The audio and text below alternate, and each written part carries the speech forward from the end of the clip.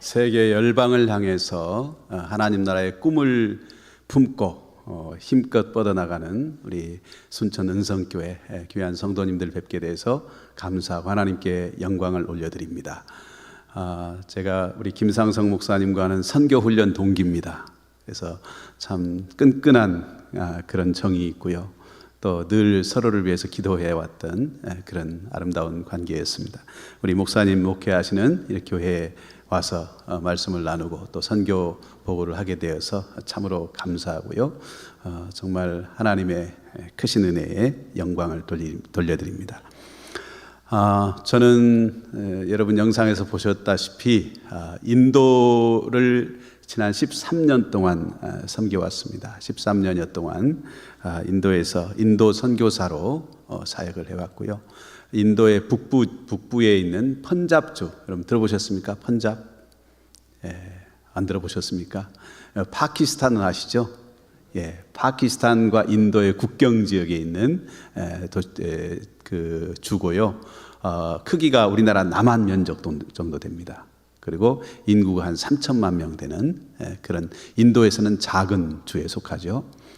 거기에서 펀잡 목회자 순회 성경 훈련이라고 하는 PMBT라고 하는 이 사역을 지난 10여 년 동안 진행을 해왔습니다.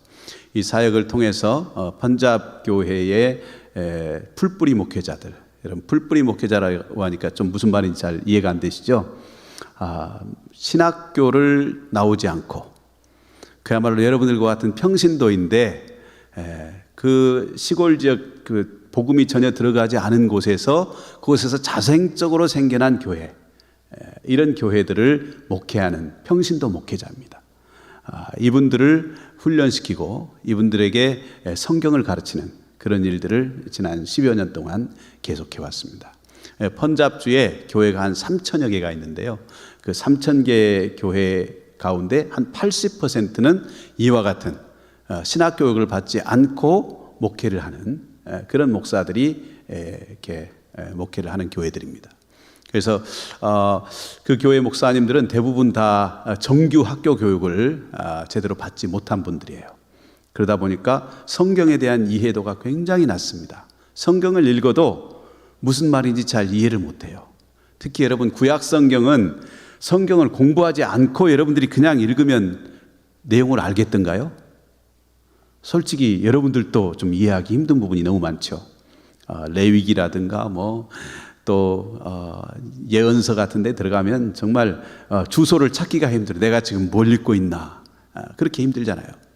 그렇게 인도 목회자들이 구약은 아예 그냥 포기하고 신약의 복음서, 예수님 이야기, 자기가 익히 알고 있는 그런 얘기만 성도들에게 설교하고 이렇게 계속 가르쳐 왔습니다. 그러다 보니까 목회자들이 하나님의 말씀과 또 우리 기독교 진리에 확고히 서지 못하고 수시로 이단과 사이비에 미혹되고 또 그냥 복음의 진리 가운데 서는 것이 아니라 치유나 기적과 같은 은사 또는 어떤 카리스마적인 그런 운동에 휩쓸려 가지고 제대로 된 신앙을 갖지 못하는 그런 모습들을 너무나 많이 보았습니다. 그래서 우리 EFI라고 하는 인도 복음주의 협회, 거기 산하에 한 5만여 교회가 있고요. 그 다음에 수천 개의 선교 단체가 거기에 가입되어 있습니다. 그래서 EFI 북서인도 총무님과 함께 이 사역을 제가 진행을 했는데 EFI 네트워크를 통해서 펀잡주 전역을 순회하면서 저희가 목회자 훈련 사역을 했습니다. 그래서 우리 PMBT 안에 약 700여 명의 목사님과 사모님들이 등록을 해서 정규적으로 매월 한 번씩 이렇게 훈련에 참여를 하고 그분들에게 이제 우리가 교재도 제공을 하고 오시면 점심 식사도 대접하고 그래서 아침부터 저녁까지 오후까지 이렇게 성경을 가르치는 그런 일들을 10여 년 동안 계속했습니다. 그래서 창세기부터 요한계시록까지 성경 전체를 다 이렇게 파노라마식으로 쭉 각 권마다 강해 형식으로 해서 작년 말까지 해서 요한계시록을 마쳤습니다. 그래서 하나님께서 아주 적절한 시기에 저를 이제 인도 사역을 이제 마무리하고 콩고 사역으로 옮겨갈 수 있도록 이렇게 길을 열어주신 것이다, 이렇게 생각이 듭니다. 사실 제가 인도에서 이렇게 나오게 된 것은 여러 가지 이유가 있습니다.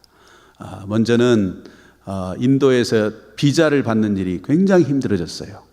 2015년, 16년 이때부터 인도의 힌두 과격파들이 이렇게 주도 세력이 된 힌두 정부가 들어서면서 선교사들이 비자를 가지고 활동할 수 없도록 계속 모든 그런 선교사들이 얻을 수 있는 비자를 하나하나 다 차단하기 시작했어요. 그래서 제가 얻을 수 있는 비자가 더 이상 없더라고요. 한 13년 지났는데 더 이상 신청할 수 있는 비자가 없어요. 비즈니스 비자도 거절당하고 또 학생 비자도 거절당하고 더 이상 들어갈 수 있는 방법이 없는 상태에서 이제 관광 비자로 3개월 단위로 이렇게 다녀야 되는데 그렇게 되면 정부의 요주의 리스트에 올라가게 됩니다. 그래서 한 번은 이제 공항에서 이제 한국에 들어오려고 나오는데 저는 이렇게 어떻게 해서 통과를 했어요. 근데 제 아내가 그 검색대에서 잡혀가지고 여권을 그 사람들이 사무실로 가지고 1시간이 넘도록 그 자리에 세워놓고 여권을 돌려주지 않는 거예요. 그래서 그런 아주 세부적인 우리가 인도에서 어디에 가고 무엇을 했는지를 이 사람들이 추적 조사를 하는 것입니다. 그런 감시 속에서 이렇게 이제 3개월마다 계속 이제 인도를 들어갔다 나왔다 해야 되는, 그렇게 되면 사역의 연속성도 없어지고 또 재정적으로도 너무 많은 비용이 발생하고 해서 굉장히 어려운 상태에 있었고요. 또 하나는 결정적으로는 코로나19 사태였습니다. 인도에서 이제 코로나19가 급속히 확산되기 시작하면서 인도 전역에 봉쇄령이 내렸습니다. 그래서 저희들은 이제 한 2달 가까운 시간을 인도에 이렇게 집에 갇혀서 나가지를 못해요. 밖에를 나가지 못합니다. 모든 사역이 다 중단된 거죠. 어떤 것도 할 수 없는, 그냥 전화로 서로 이렇게 소통하는 정도, 그 외에는 아무것도 할 수 없는 그런 상황이 지속이 됐어요. 그러던 중에 우리 총회 세계선교부에서 인도 선교사들에게 철수 명령이 내렸습니다. 그래서 이제 그때 인도에서 나왔는데 그 뒤로 다시 들어갈 수가 없었습니다. 문이 열리질 않았고요. 관광 비자조차도 얻을 수가 없는 그런 상태가 1년 반 이상 계속됐죠. 그러면서 저는 이제 하나님께서 뭔가 새로운 길을 저에게 보여주시는구나, 이렇게 생각을 하고 하나님 앞에 간절히 기도를 드렸습니다. 그래서 새벽마다 나가서 무릎 꿇고 기도하고 또 하나님의 뜻을 구했어요. 내가 한국에서 목회지를 구해야 하겠습니까? 아니면 인도 사람들이 많이 진출해 있는 인도네시아나 말레이시아나 피지섬이나 또는 남아프리카 공화국이나 이런 데 가서 인도인들을 대상으로 사역을 해야 되겠습니까? 아니면 인도의 문이 열리기를 계속 그냥 기다려야 하겠습니까? 계속 기도하던 중이었는데 정말 마음이 답답하고 너무 힘들었어요. 한국에 나와 있는 동안 선교사들은요, 사역지를 떠나면 후원교회들이 후원을 끊습니다. 그래서 더 이상 우리 PMBT 목회자 훈련을 위한 사역비를 보낼 수가 없어요. 심지어는 저희들이 한국에서 생활할 수 있는 생활비도 없고 또 머무를 수 있는 집도 없고, 그래서 그냥 동가식 서가숙 막 여기저기 이렇게 떠돌아다니면서 생활을 해야 했습니다. 그러던 가운데 광주 서림교회 송재식 목사님과 이렇게 우연한 기회에 함께 자리를 하게 되었고요. 우리 후배 선교사님의 소개로 송 목사님을 통해서 이제 아프리카 콩고 민주공화국, 전혀 제가 생각해 보지도 않았던 그런 사역지로 인도함을 받게 되었습니다. 막상 제안을 받고 나니까요, 제 마음속에 한편으로는 기대가 있었지만 또 다른 한편으로는 너무 두려운 거예요. 일단은 저는 인도에서는 영어와 힌디어로 사역을 했어요. 그런데 콩고에 가면 그 언어를 쓸 수가 없어요. 거기는 전부 프랑스어를 해야 돼요. 그리고 또 그 자체 토착 언어인 링갈라어라고 하는 아프리카 언어를 해야 돼요. 이 50대 후반의 나이에 내가 과연 그 언어를 배우고 거기 환경에 적응할 수 있겠는가? 그리고 나아가서 인도에서는 굉장히 경제, 문화적인, 사회적인 환경이요, 우리 한국 같지는 않아도 그래도 생활하는 데 큰 어려움이 없었어요. 근데 콩고의 상황을 제가 얘기를 들어보니까 이건 뭐 인도하고는 비교할 수 없을 만큼 모든 면에서 열악한 그런 나라더라고요. 그래서 과연 우리가 이 나이에 가서 그걸 감당할 수 있을까 걱정이 됐어요. 그리고 무엇보다도 가장 큰 걱정은 뭐였냐면 과연 내가 인도를 떠날 경우에 지금까지 해왔던 이 PMBT 목회자 훈련 사역이 계속 지속될 수 있겠는가 하는 것이었습니다. 그래서 여러 가지 그런 문제들을 놓고 제가 기도할 시간이 필요했어요. 그래서 3개월만 시간을 달라 우리 송재식 목사님께 부탁을 드렸죠. 그래서 목사님 그렇게 하자 하셔서 3개월 동안 기도하면서 뜻을 구하는데요, 정말 답을 찾기가 힘들었어요. 그러던 가운데 마침 그 콩고 민주공화국의 선종철 선교사님께서 한국에 나오시게 됐습니다. 그래서 그 기간 동안에 저희와 만남을 가졌고요.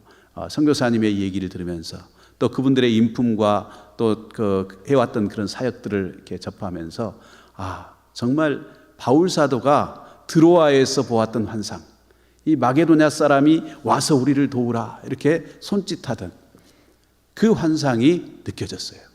하나님께서 우리를 콩고 땅으로 부르시는구나 하는 사실을 확신하고 그 뒤로 송재식 목사님을 만나서 저희가 가겠습니다 이렇게 대답을 했습니다. 그리고 한 2년 가까운 세월 동안 이제 서림교회에서 파송을 위한 여러 가지 준비, 그리고 교회와의 관계 형성을 위한 여러 가지 일들을 지금까지 해왔습니다. 그래서 이제 열흘 후면 콩고 선교지에 부임을 하게 됩니다. 작년에 한 달 동안 콩고에 가서 사역지를 전부 돌아보았고요. 또 그 뒤로 한 2달 후에 인도도 또 다시 가서 한 달 동안 인도의 사역지를 쭉 순회를 했습니다. 인도 우리 사역자들이 제가 콩고로 옮기게 됐다는 얘기를 듣고 나서 너무너무 충격을 받고, 또 우리 저와 이제 이번에 제 파송 예배도 왔습니다마는 아이작 두따 EFI 총무는 그냥 막 눈물을 흘리면서 안 된다고, 우리를 이대로 그냥 버려두고 가서는 안 된다. 그래서 간절하게 만류를 했어요. 그래서 이제 그럼에도 불구하고 이제 제가 차분히 가야 되는 이유와 또 이제 펀잡 목회자 순회 성경 훈련이 다시 새롭게 구조를 재편하고 이제 자체의 힘으로 일어서야 되는 이유에 대해서 쭉 설명을 해드렸고요. 그리고 이제 현지에 방문해서 우리 사역자들, 또 스태프들, 그리고 코디네이터들 다 이렇게 순회하면서 만나게 되었습니다. 가는 곳마다 막 그냥 저도 울고 그분들도 울고 막 부둥켜 안고 막 눈물을 흘리고 그랬는데, 또 가는 곳마다 우리 목사님들이 다 나오셔가지고 제 머리에 어깨에 손을 얹고 막 통성으로 기도해 주시고, 그러면서 제가 정말 큰 위로를 받았고 힘을 얻었어요. 10년 동안 내가 여기에 쏟아부은 것이 정말로 이렇게 하나님께서 주신 귀한 열매로 나타난구나. 그래서 가는 곳마다요, 목사님들이 전부 헌금을 모으기 시작했어요. 콩고 선교 헌금을 모은 거예요. 그래서 나올 때 이렇게 그분들이 준 봉투를 쭉 계산을 해보니까요, 우리 한국 돈으로 530만 원 정도 되네요. 여러분, 이게 우리가 볼 때는 별로 큰 돈이 아니잖아요. 인도 사람들, 그분들 입장에서 볼 때는 5천만 원보다도 더 큰 돈이에요. 너무 큰 헌금입니다.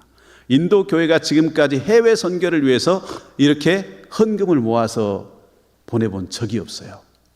인도 교회사에 기록될 그런 최초의 사건이다 라는 얘기를 제가 들었습니다. 그래서 제가 우리 동료 선교사님들 만나면 나는 현지 목회자들로부터, 현지 선교 대상자인 그분들로부터 사역비를 받으면서 선교하는 선교사다, 그렇게 자랑스럽게 얘기를 합니다. 근데 정말 그분들로부터 그런 격려를 받고 나니까요, 얼마나 큰 위로가 되고 힘이 되는지 몰라요. 그래서 그분들이 저에게 말했습니다. 당신은 한국에서 콩고로 파송하는 선교사이기도 하지만 우리 PMBT 목회자 훈련 네트워크에서 파송하는 선교사이기도 하다. 그러니까 1년에 한 번씩은 무조건 우리에게 와서 콩고 상황에 대해서 보고하고 또 우리를 콩고로 초청해달라, 이런 얘기를 했습니다. 10년 사이에 인도 교회가 얼마나 놀랍게 변화되었는지, 정말 목회자들이 예언서 또 역사서 뭐 모세오경 이런 거 아무것도 모른 채 목회를 했는데 그분들이 지금은 설교 다이어리를 만듭니다.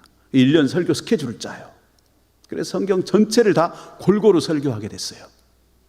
그리고 그분들이 이제 더 이상 이단이나 이런 데 미혹되지 않는 어떤 우리 개신교 신앙의 핵심들을 잘 익히고 또 성도들에게 가르치는 그런 목회자들이 되었습니다. 그리고 이제는 해외 선교를 향해서도 비전을 갖고 또 인도의 수많은 미전도 종족들을 향해서 우리 펀잡 교회가 부흥의 불씨가 되자 하는 그런 운동이 일어나고 있습니다. 이번에 우리 아이작 목사님이 와서 이제 간증하고 설교하고 하는데요. 그분이 거기서 잘란다르라고 하는 지역에 있는 교회 하나를 찍어왔더라고요. 이거 보니까 사람들이 막 구름대처럼 모여 있는데요. 이런 건물이 아니에요. 그냥 광장에 우리 옛날에 엑스프로 74 여러분 기억하시죠? 그때처럼 그냥 전부 바닥에 자리 깔고 쫙 앉아 있어요. 이 사람들이 매주일 그렇게 모여서 예배를 드려요. 20만 명이. 그러면서 얼마나 뜨겁게 찬양하고 기도하고 하는지요. 하나님께서 펀잡에 대부흥을 허락하셨습니다. 그 부흥의 불길이 이제 펀잡으로부터 시작해서 그 주변 주들로 계속 확산되고 인도 전역으로 확산될 줄로 믿습니다. 그 펀잡에 아주 큰 신문사가 있어요. 펀잡의 메이저 신문사인데요. 그 신문사 일면에 한 번은 이런 타이틀이 실렸어요. 만약에 지금 기독교를 중단시키지 않는다면 머지않아 펀잡주는 완전히 기독교주가 되고 말 것이다. 그 사람들이 시크교가 거기에 60%를 차지하는 주거든요. 시크교 60%, 힌두교 30%, 기독교 인구는 5% 미만이었어요. 근데 지금 기독교가 폭발적으로 일어나면서 그 사람들이 비록 자기들 호적은 힌두교도고 호적은 시크교도지만 매주일 교회 나와서 예배 드리는 사람들이 있단 말이에요. 여러분 아까 그 영상에도 보면 이 터번 쓴 사람들 보이죠? 이 터번 쓴 사람들 시크교도예요. 전부 다 시크교도들이 교회 나와서 예배 드리고 그 사람들이 막 목회자가 된 거예요. 그러니 시크 커뮤니티에서 막 충격을 받고 이래서는 안 되겠다 싶어가지고 지금 기독교에 대한 핍박이 시작됐습니다. 펀잡주에서도. 우리가 그들을 위해서 기도할 필요가 있고요. 이 불길이 사그라들지 않도록 그리고 정말 이제 펀잡 교회가 하나님의 말씀의 기초 위에 든든히 서서 나아갈 수 있도록 여러분 기도해 주시면 감사하겠습니다. 제가 또 콩고에 가보니까요. 이 콩고는 정말 아프리카의 심장이에요. 여러분 아프리카 지도를 딱 펴놓고 지도의 한가운데를 딱 찍으면 거기가 어디냐면요. 콩고 민주공화국입니다. 그리고 아프리카에서 두 번째로 큰 나라예요. 알제리가 제일 면적이고 두 번째가 콩고 민주공화국입니다. 두 번째로 큰 나라고요. 인구는 아프리카에서 제일 많습니다. 1억 명이 넘습니다. 그렇게 큰 나라인데요. 안타깝게도 그 나라에 선교사가 딱 4가정이 있습니다. 우리 한국 선교사만, 다른 나라 선교사들은 다 철수했고요. 우리 한국 선교사만, 우리 교단 선교사님 4가정이 있어요. 다른 교단에서는 아예 들어오지도 못합니다. 왜 그러느냐? 이 콩고라고 하는 나라가 선교하기에 최악의 조건을 가진 나라예요. 먼저는 젊은 선교사님 들어가면 아이들을 교육시킬 곳이 없어요. 병이 걸리거나 전염병에 이게 한번 번지기 시작하면 아이들을 보호할 방법이 없어요. 그리고 무엇보다도 물가가 너무 비싸요. 그래가지고 우리 한국에서 사는 가격의 전부 2배라고 생각하면 됩니다. 그 나라가 기반 산업이 전혀 없기 때문에 외국에서 들어오는 물품으로 다 생활을 하는데 그 물품에 세금을 매겨서 그 세금으로 정부를 운영해요. 그렇기 때문에 모든 물건이 너무 비싸고 심지어 선교사들이 이제 좀 안전이 보장되는 곳에 생활을 해야 될 거 아니에요. 그래서 이제 전기가 어느 정도 들어오고 안전이 보장되는 곳에 살려면 한 달에 한화로 한 200만 원 이상 렌트비를 내야 됩니다. 그러니까 집값으로 200만 원이 나가는 거예요. 아이들 교육시키려면 이제 아메리칸 스쿨이 하나 있는데 1년에 3천만 원이 훨씬 더 듭니다. 선교사들이 어떻게 버텨나겠어요? 들어갈 수가 없는 거예요. 처음에 거기 콩고의 선교 상황을 보고 가서 해보겠다 도전하는 분들도 2년, 3년 버티지 못하고 다 나갔습니다. 지금 4가정 남아있어요. 이렇게 이제 모든 면에서 너무 열악한 조건을 가진 곳이기 때문에 지금까지 거의 한국 다른 선교단체나 또는 교단에서 선교 사역을 하지를 못했죠. 그런데 서림교에서 2000년부터 시작해서 2020 지금까지 한결같이 이 콩고 선교를 위해서 다른 나라 2명, 3명 파송할 수 있는 그런 재정을 그 콩고 민주공화국에 쏟아부은 거예요. 그래서 그 선종철 선교사님을 통해서 5곳의 교회를 개척했습니다. 그래서 킨샤사 시내 그 공항 근처에 이제 메인 교회가 있고요. 거기에서 30분 내지 1시간 정도 되는 거리에 4곳의 교회가 있습니다. 그 교회마다 전부 다 건축이 아름답게, 여러분 아까 보셨죠? 영상에서 보셨듯이 그렇게 아름답게 건축이 되어 있고요. 또 성도들이 보통 한 200에서 300명 이상 이렇게 다 모이고 있어요. 그리고 라무르 교회 그 메인 교회, 그러니까 주교회죠. 거기에는 주일날 1000명 가까운 성도들이 매주 모여서 예배를 드리고 주일학교도 한 700~800명 이상 이렇게 예배를 드립니다. 성경학교 같은 거 하면요, 아이들이 구름대처럼 몰려와가지고 그 안에 공간이 부족해요. 한 1500명 이상 오기 때문에. 그래서 그 아이들에게 이제 빵 하나씩만 줘도 그게 얼마나 많이 들어가겠어요.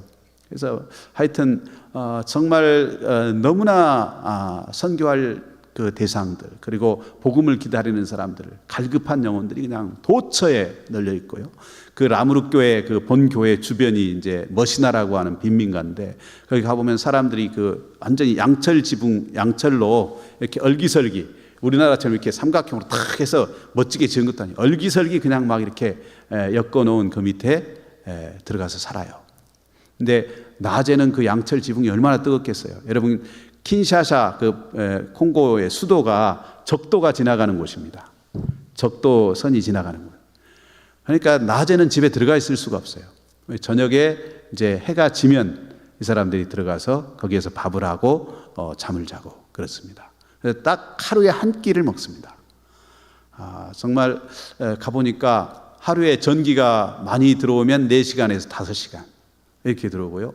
중간에 선로가 한번 끊기면 한 일주일 동안 보수를 못합니다. 전기가 아예 안 들어옵니다. 그래서 그런 일들이 비일비재한 그런 상황이에요. 그러다 보니까 이 주민들이 교육받는 사람들도 없고요. 그러니까 아이들이 그 학교에 못 가니까 그냥 길거리에 낮에도 다 나와서 거기서 놀고 있어요. 청년 청소년들이 일자리가 없어가지고 그냥 다 빈둥거리면서 놀고 있고요. 그래서 정말로 그 땅에 젊은이들이 어떤 희망을 가지고 살 수 있을까, 너무너무 안타까운 그런 모습들을 보았습니다. 우리 선종철 선교사님께서 그곳에서 23년 동안 사역하면서 그렇게 교회들을 개척하시고 2곳의 학교를 세우셨어요. 그 학교가 지금 현재 1학년부터 12학년까지 이렇게 있는데요.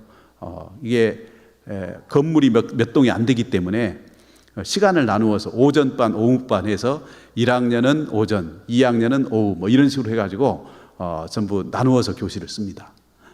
그리고 학교 딱 보니까 책상만 딱 있잖아요. 아이들 교과서도 제대로 없고 또 뭐 실험실이나 과학실이나 이런 것들은 아예 그냥 생각지도 못하는 그런 상태고. 그래서 정말 그곳에서 제대로 된 교육받은 훌륭한 인재들이 나올 수 있을까? 참 너무 안타까웠어요. 그래서 정말 제가 이제 그곳에 부임하게 되면 그런 학교들을 좀 제대로 된 학교로 만들어 보고 싶다 하는 그런 소원이 있습니다.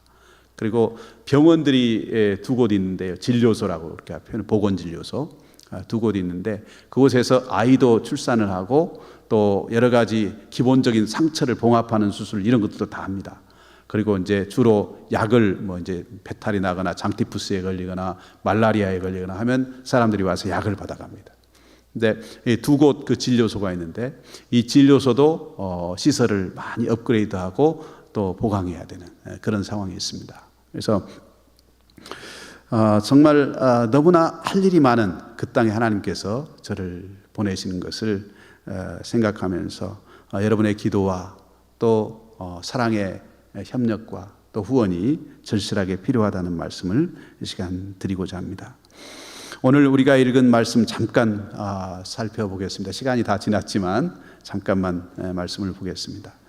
오늘 말씀에 보니까 예수님께서 이제 광야에서 시험을 받으시고 공생애를 시작하시는 그런 장면이 기록되어 있습니다. 예수님은 흑암 가운데 빛으로 오셨다, 이렇게 마태가 선언하고 있습니다. 이 마태가 소개한 예수님의 공생의 첫 장면, 이것은 이사야 선지자의 예언을 인용해서 하신 말씀이죠. 그래서 흑암에 앉은 백성들에게 예수 그리스도는 큰 빛으로 오셨다.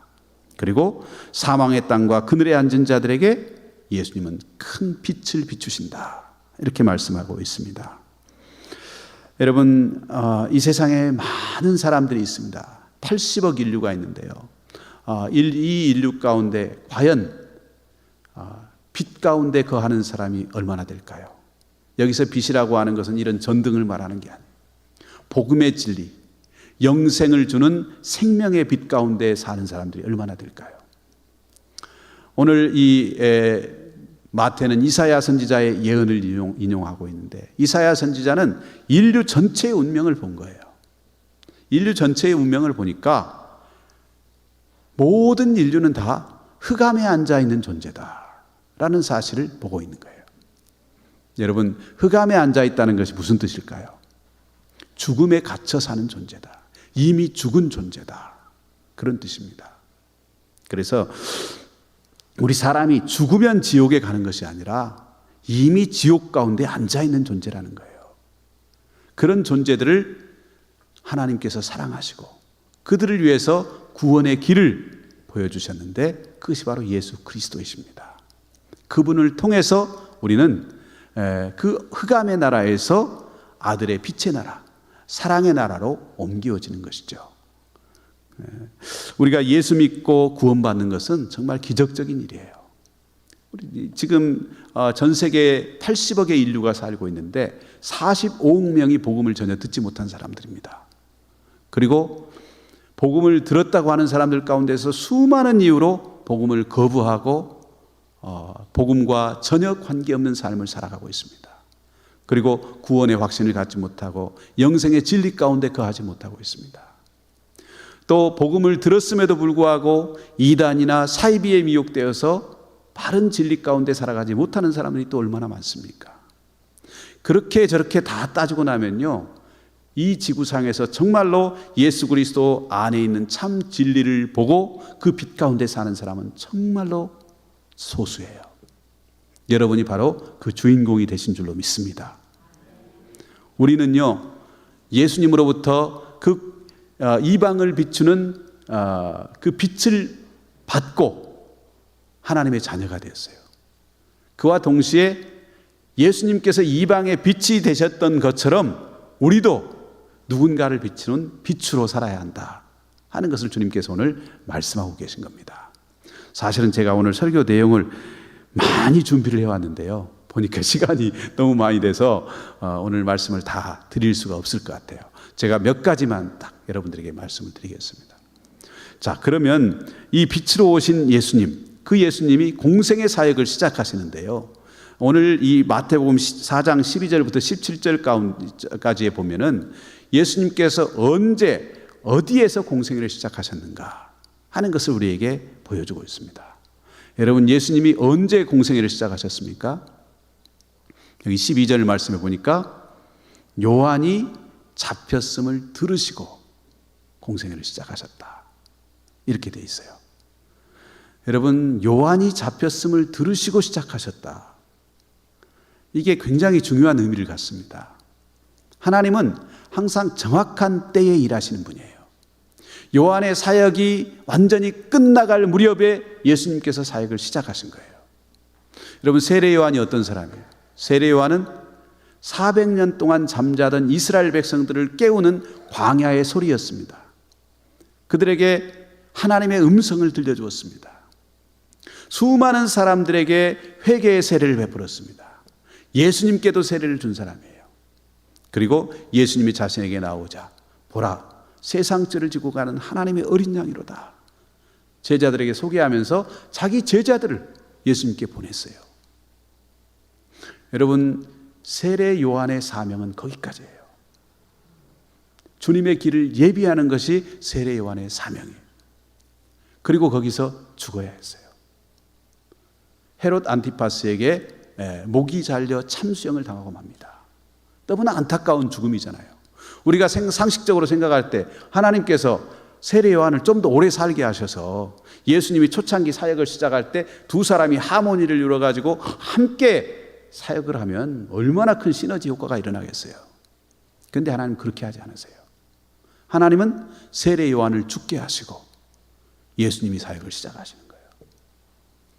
그러니까 쇠하여야 할 사람은 쇠하고 흥해야 할 사람은 흥하는 것, 이게 하나님의 뜻이에요. 죽어야 할 사람은 죽고 살아야 할 사람은 사는 것, 이것이 하나님의 뜻입니다. 여러분, 이건 뭘 의미합니까?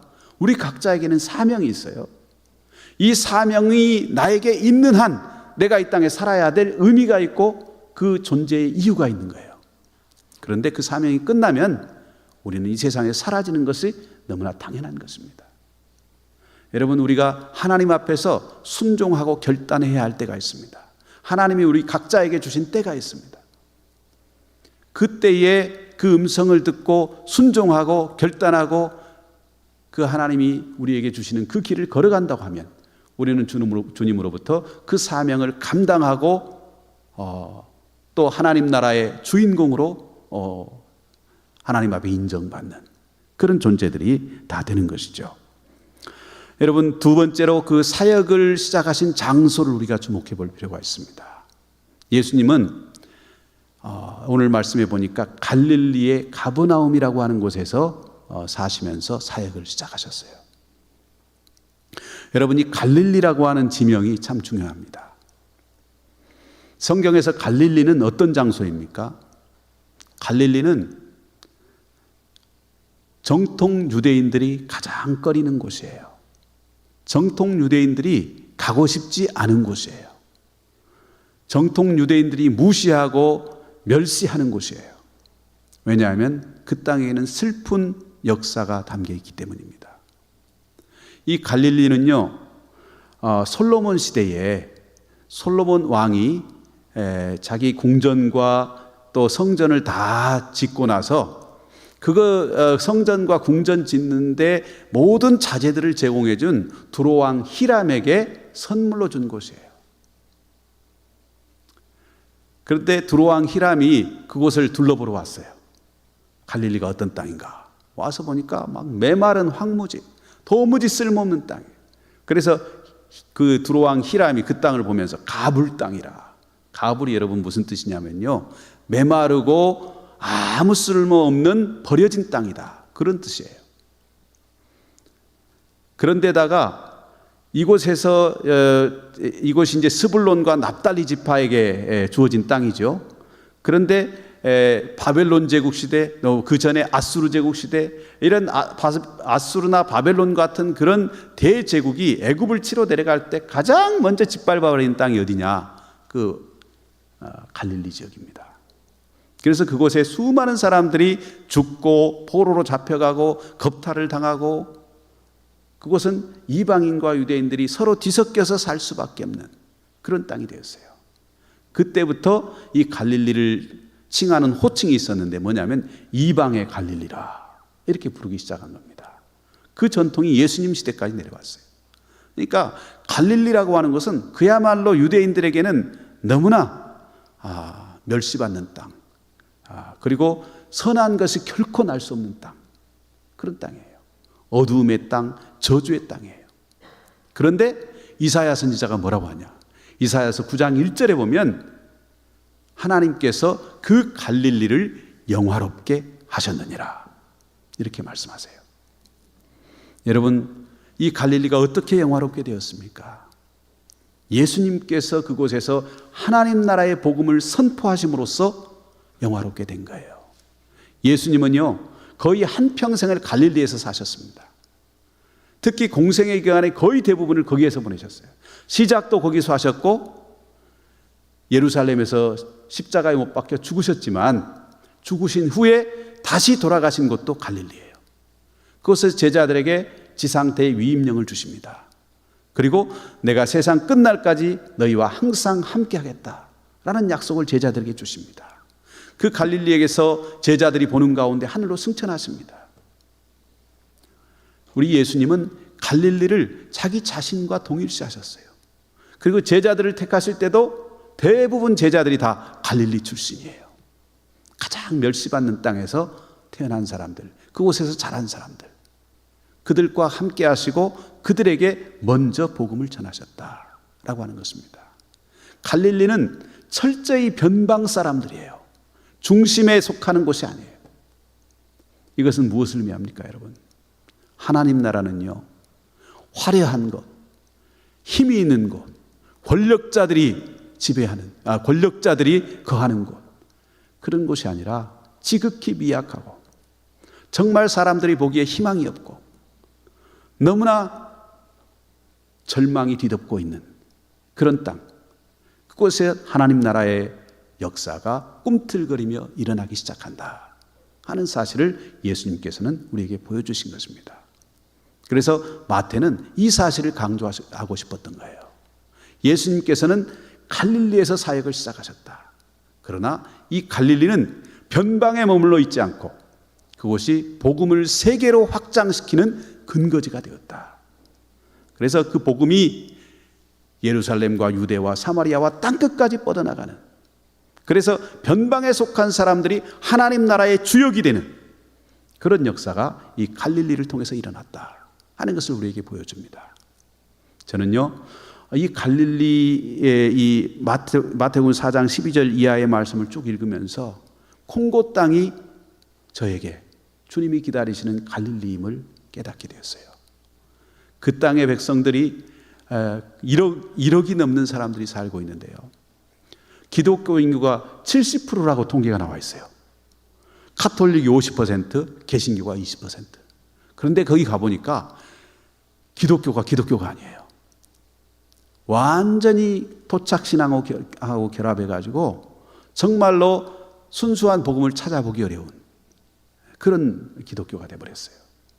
그리고 개신교도들은 거의 대부분 이단 사이비에 속한 사람들이에요. 우리나라 구원파, 거기서 어마어마한 대집회를 엽니다. 그리고 대통령과 MOU를 맺고요. 거기에서 엄청난 교세를 형성하고 있어요. 또 통일교 90년대에 들어가 가지고요, 얼마나 많은 사람들이 통일교 신자가 되고 또 거기에서 합동 결혼식 해가지고 가정을 꾸리고 이렇게 살아가는지 몰라요. 심지어는 만민중앙교회 이재록 교회도 거기 크게 예배당을 지어가지고 선교를 하고 있습니다. 여러분, 이단들이 그렇게 장악하고 있고, 또 개신교라고 하지만 정말 미국에서 온 이단, 유럽에서 온 이단, 한국에서 온 이단, 또 자생적으로 생겨난 이단, 수많은 이단 사이비들이 거기서 판을 치고 있어요. 기독교라고 할 수 없는 그런 종교예요. 정말 어두움 속에 있음에도 불구하고 그것이 미혹의 영인 것을 깨닫지 못하고 어두움의 영인 것을 알지 못한 채 살아가는 그 사람들, 그들이 바로 흑암에 빠진 백성들이 아니고 무엇입니까? 그리고 복음의 진리를 알지 못한 채 정말로 질병과 기아와 또 문맹과 정말 수많은 사회적인 그런 차별과 어려움 가운데 사는 그들이 바로 스불론과 납달리 백성들이 아니고 무엇이겠습니까? 저는 그 콩고의 현실을 보면서 이곳이 주님께서 나에게 오라고 하시는 갈릴리구나 하는 사실을 알게 되었습니다. 그래서 부족하지만 그 땅에 가서 사역할 때에 정말로 우리 주님의 마음을 품고 우리 주님의 그 갈릴리에서 섬기셨던 그 사역을 조금이라도 거기에서 실천하고 흉내낼 수 있는 그런 삶을 살아가고자 합니다. 여러분 위해서 기도해 주시고요. 또 늘 콩고를 생각하면서 하나님 앞에 중보해 주시면 감사하겠습니다. 기회가 되면 우리 순천 은성교회 목사님을 비롯해서 많은 분들이 콩고에 오셔서 그 땅의 현실을 보고 중보하고 기도하고 또 그 땅의 영혼들을 위해서 섬길 수 있는 그런 기회를 많이 가질 수 있기를 축복합니다. 예, 제가 시간이 너무 많이 가서 죄송합니다. 잠깐 기도하고 마치겠습니다. 흑암에 앉은 백성들에게 생명과 빛을 주시려고 사랑하는 아들을 이 땅에 보내주신 하나님 아버지, 흑암과 사망의 그들에 앉아있던 이 땅 위에 참빛을 비추시고 우리로 하여금 그 빛을 보고 생명과 구원의 큰 기쁨에 참여하게 해주신 은혜에 감사를 드립니다. 어둡던 이 조선 땅에 빛을 들고 찾아와서 헌신했던 수많은 젊은이들 또 선교사님들을 생각합니다. 이제 우리에게도 그 귀한 사명 맡겨주셨사오니 열방 모든 민족 가운데 빛을 들고 나아가게 하여 주시옵소서. 이 시대의 갈릴리로 우리의 눈과 손과 팔이 향하게 하여 주옵소서. 콩고 땅에 구원의 빛이 임하게 하시고 은혜의 빛이 비치게 하여 주시옵소서. 우리 은성교회를 통해서 열방 가운데 하나님 나라가 세워지게 하여 주시옵소서. 우리 은성교회를 통해서 수많은 헤아릴 수 없는 많은 열방의 백성들이 구원하심이 보좌에 앉으신 우리 하나님과 어린 양께 있도다 주님을 찬양하는 역사가 일어나게 하여 주시옵소서. 예수님의 이름으로 기도하옵나이다. 아멘.